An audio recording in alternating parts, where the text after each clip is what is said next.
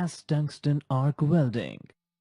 Arc to be initiated while the electrode and the workpiece are separated, typically about 1.5 to 3 millimeters, that is somewhere around 0.06 to 0.12 inches apart.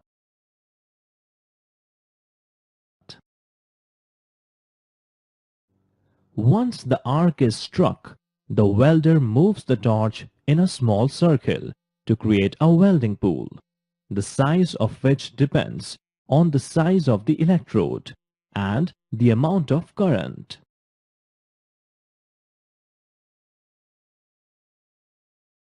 While maintaining a constant separation between the electrode and the workpiece, the operator then moves the torch back slightly and tilts it backward about 10 to 15 degrees from vertical.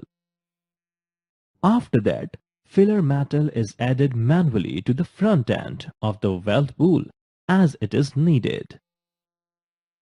Welders often develop a technique of rapidly alternating between moving the torch forward, that is, to advance the weld pool, and adding filler metal. The filler rod is withdrawn from the weld pool each time the electrode advances, but it is never removed from the gas shield to prevent oxidation of its surface and contamination of the weld.